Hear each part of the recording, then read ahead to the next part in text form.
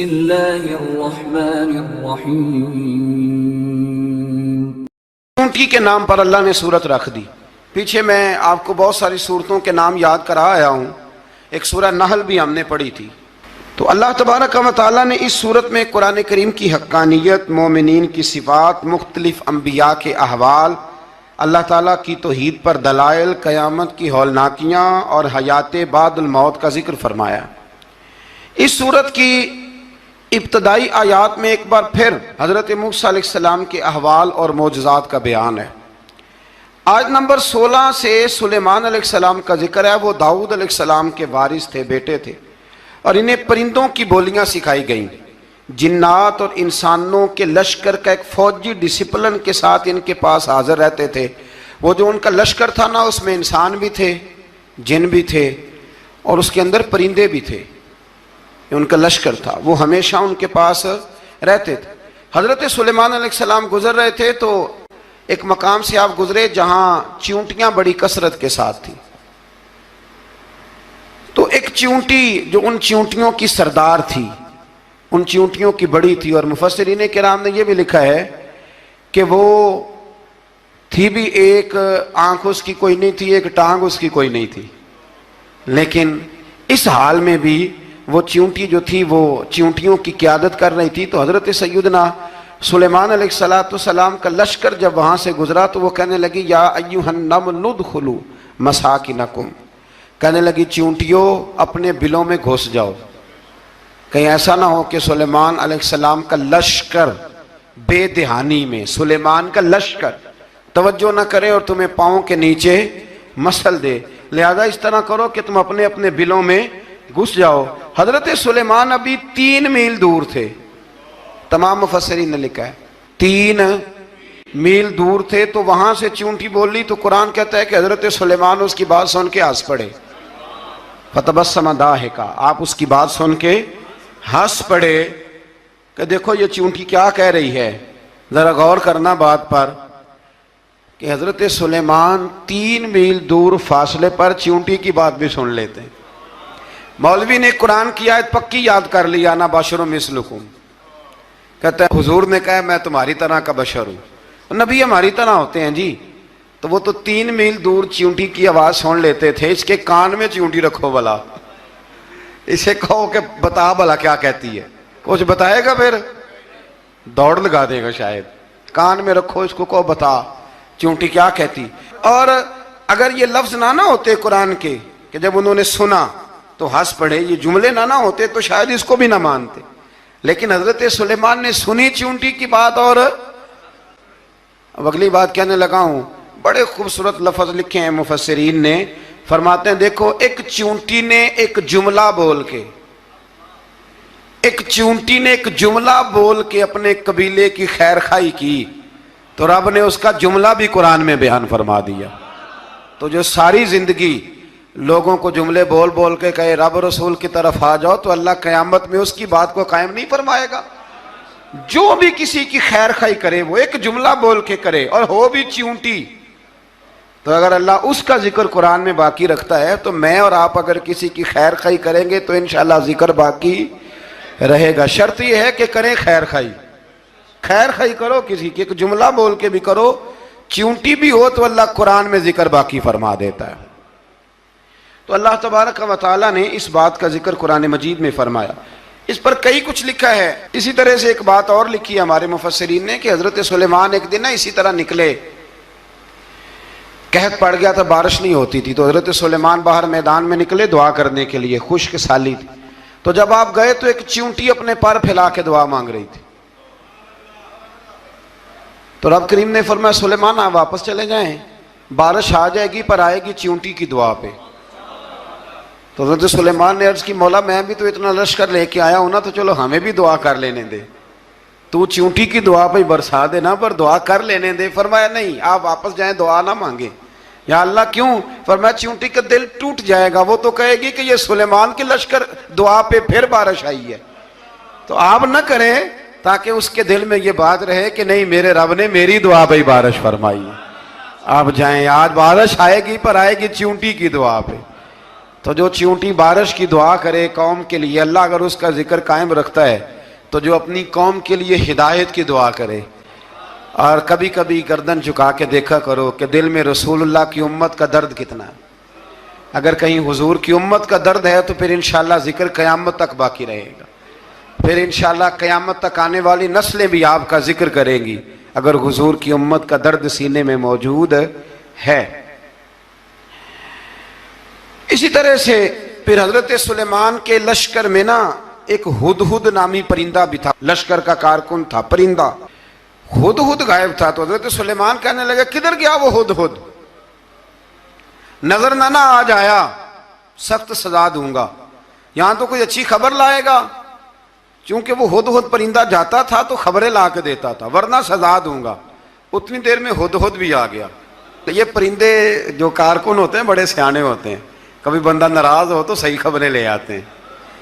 तो सही खबर लेके आ गया, आते ही आके बैठा तो उसने हजरत सुलेमान अलैहिस्सलाम ने कहा कहाँ थे? अर्ज करने लगा हुजूर मैं मुल्क सबा गया था, वहां एक औरत हुक्मरानी करती है, उसका नाम बिल्कीस है, बहुत बड़े तख्त पे बैठती है, 80 गज उसका तख्त लंबा है, 40 गज चौड़ा है और शायद 80 मान के 80 टन उसका वजन है।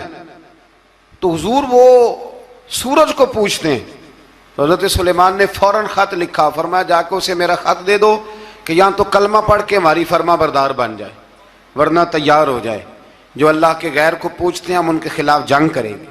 वो जब लेके गए ना खत, ये हुदूद गया तो वो मीटिंग कर रही थी, उसके वजीर मशीर सारे बैठे थे। इसने जाके खत फेंक दिया मलका बिल्कीस की झोली में। उसने खत पढ़ा तो डर गई, वजीरों को बुलाया। हजरत सुलेमान, कुरान कहता है हजरत सुलेमान ने कहा था खत फेंक के ना तो साइड पे होके सुनना वो क्या कहता है। बंदों के लिए मना है, परिंदों के लिए जायज है। बंदों के लिए मना है साइड पे होके सुनना। हाँ, जिसकी जासूसी की ड्यूटी हो, कुफर की जासूसी की, उस बंदे के लिए भी जायज है। तो यहाँ एक तो वो परिंदे थे, दूसरा कुफर की जासूसी कर रहे थे। साइड पे होके सुनने लगे तो मलका बिल्कीस कहने लगी अब क्या करना है, ये खत आया है। तो वो कहने लगे हम तैयार हैं, आप हुक्म करें, हम लड़ने को तैयार हैं, लड़ेंगे। वो कहने लगी नहीं तेजी ना दिखाओ, कुरान मजीद कहता है कि वो कहने लगी जब लड़ाइयाँ होती हैं तो शहर तबाह होते हैं, मुल्क खंडर बन जाते हैं, लड़ाई मसले का हल नहीं है।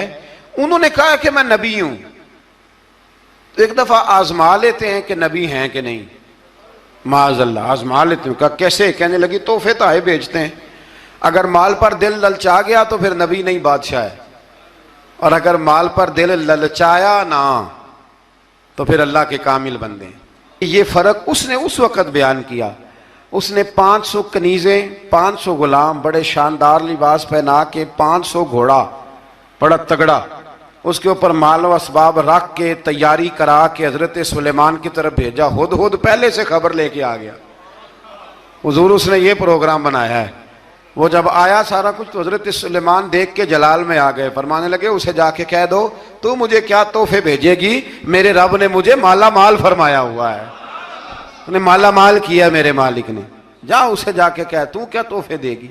जब रब देता है तो फिर कोई कमी ना ना वो नहीं छोड़ता। बंदे क्या दे सकते हैं, बंदे तो बेचारे 10 दे के तो 10 दिन उनकी आंखें नहीं खुलती। फरमाया मुझे अल्लाह ने जो दिया है क्या बात है उसके देने की। तो फरमाया उसे कहो या फरमाबरदार होके आ जाए या जंग के लिए तैयार हो जाए, हम उसे उसके शहर से जलील करके निकाल देंगे। उसने जाके जब पैगाम दिया तो और उन लोगों ने भी आके बताया कि वहां तो हम अजीब मंजर देख के आए हैं कि जानवर भी हाथ बांधे खड़े हैं, वहां तो जिन्नात, सरकश जिन्नात खड़े। वो बादशाह नहीं, वो नबी हैं। वो जो 500 गुलाम और 500 कनीजें गई थी, हवाल सुनाया आके। तो मलका बिल्कीस ने फिर खत लिखा कि मैं फरमा बरदार होके आ रही हूं। माना क्या है, मैं कलमा पढ़ने के लिए आ रही हूं। तो हजरत सुलेमान ने कहा भाई अब इस तरह करो, जरा फर्श बिछाओ। उन्होंने फर्श बिछाया, इस तरह का कि ऊपर फर्श था, नीचे मछलियां तैर रही थी, लग रहा था दरिया है। ड्यूटी लगा दी, जिन्नात ने बिछा दिया। उधर हजरत सैयदना सुलेमान फरमाने लगे अब चूंकि मान के आ रही है तो उसे अपनी नबुव्वत की अलामतें भी दिखानी है। उसने तख्त बड़ा शानदार बनवाया था, और खवातीन में जो आदतें खवातीन वाली होती हैं वो जाती नहीं। वो 7 कमरों में ना पीछे अपना तख्त रख के तो 7 दरवाजे बंद करके आई। उस जमाने में एक रिवाज था, वो जुलेखा ने भी 7 दरवाजे मुकफ्फल के एक रिवाज था। एक कमरा, फिर कमरे के पीछे कमरा, फिर उसके पीछे कमरा, फिर उसके पीछे कमरा, और उसको बड़े मोटे ताले लगाए जाते थे। और फलसफा ये था कि एक ताला तोड़ेगा कोई तो जब तक सिपाही आ जाएंगे, और अगर उसके तोड़ने तक ना आए तो दूसरे के तोड़ने तक आ जाएंगे, और उसके तोड़ने तक ना आए तो 7वें तक तो आ ही जाएंगे। ये उन लोगों का नफसियाती मामला था, सोच थी। 7 कमरों में मुकफ्फल करके ना वो निकली तो हजरत सुलेमान अलैहिस्सलाम कहने लगे, भाई मुझे उसका तख्त चाहिए उसके आने से पहले।